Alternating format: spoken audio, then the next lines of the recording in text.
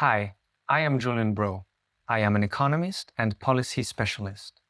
Today, I will be teaching you about aggregate demand and aggregate supply. We will also talk about one of the most fundamental macroeconomic models and discuss how it generates economic fluctuations.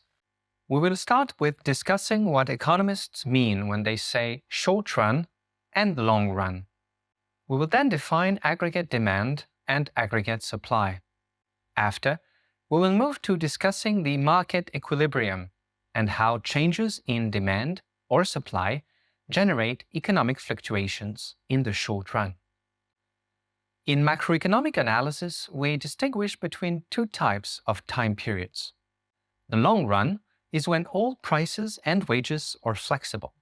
This means that if any economic conditions change, all agents have time to adjust to the new setting.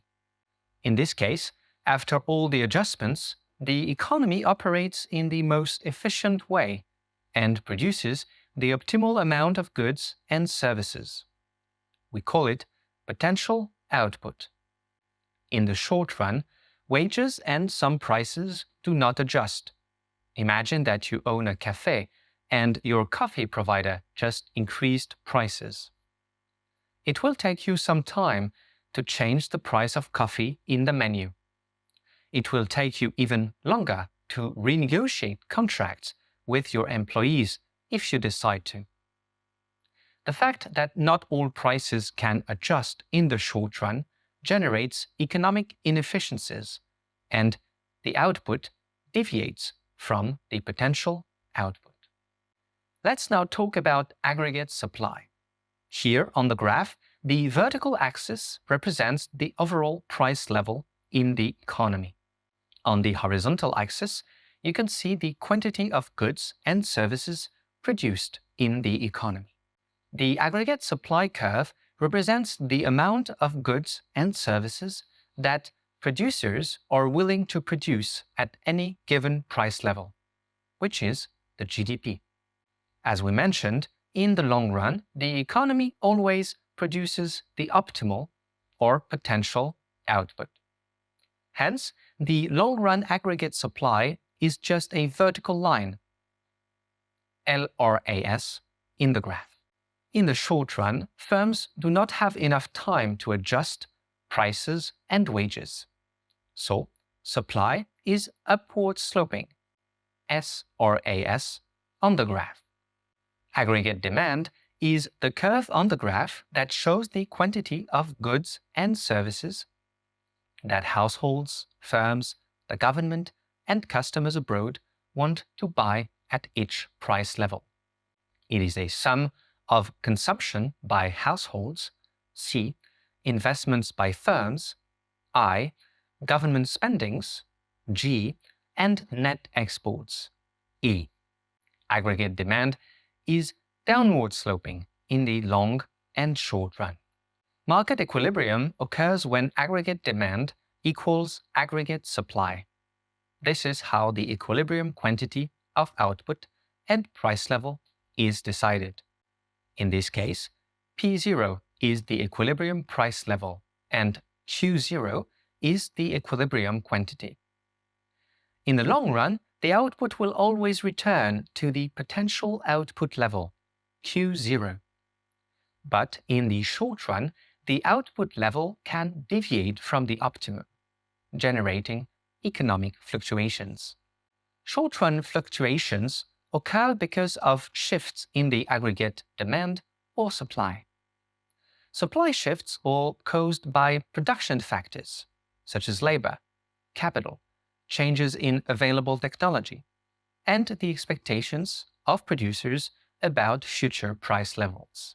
Demand shifts are caused by changes in the components of aggregate demand.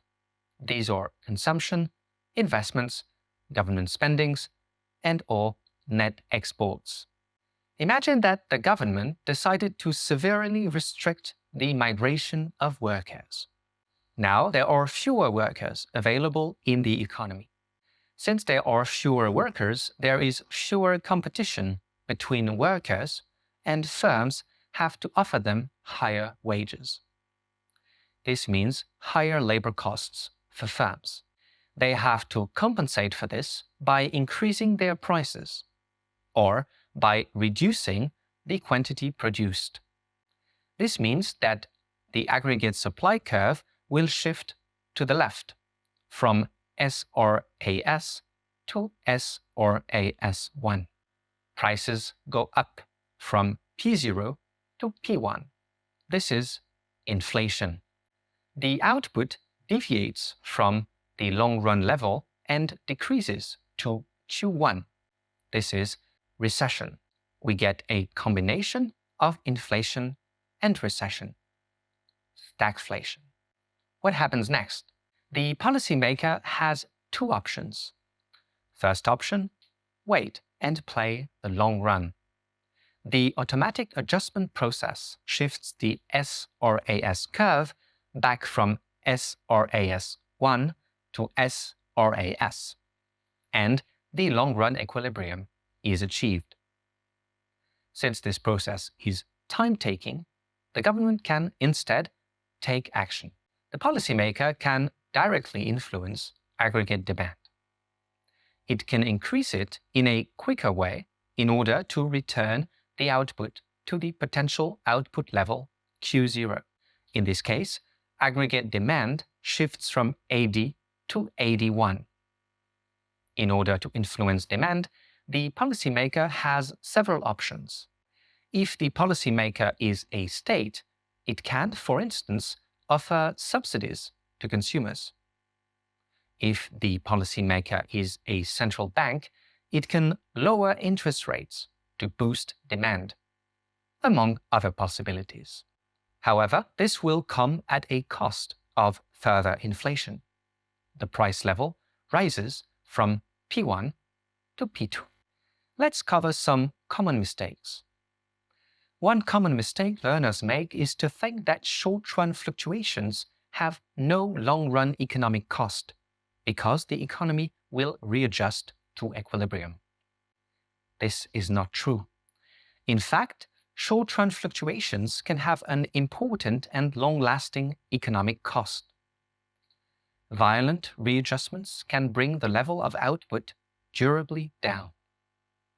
Scarring effects mean certain sectors and parts of the population bear more costs than others. Short-run fluctuations can increase inequalities. Time for a quick exercise. Use the figure to illustrate what happens in the long run after an increase in aggregate demand. What are the new equilibrium price level and quantity? How are they related to the previous equilibrium? An increase in aggregate demand results in a new short-run equilibrium, seen by the move to Q1 and P1. Now the output is above the potential level, Q0, and the price level has increased. Over time, the prices and wages will adjust, and the aggregate supply curve will shift to S or AS1. This is because the factors which have shifted AD to AD1 also have an effect on supply. For instance, if the shift to AD1 is caused by state subsidies to consumers, paid for by corporate taxes, this will increase the production costs of firms, which will increase their prices. If the shift to AD1 is due to lower interest rates, this will also translate in higher prices and production costs. This results in further price increase from P1 to P2. The output returns to the potential level. Q0 and P2 is the new long-run equilibrium. Let's recap. In macroeconomics, the short run is a period when prices and wages do not adjust to changing economic circumstances. In the long run, wages and prices are flexible. Short-run economic fluctuations are generated by shifts in aggregate demand and supply. Short-run fluctuations affect price levels and output in the short run. In the long run, fluctuations only affect prices. The output will converge to equilibrium. Today, we discussed aggregate demand and supply in the short and long run, and how they generate economic fluctuations in the short run. Thanks for watching. Check out Chegg for more resources on macroeconomics.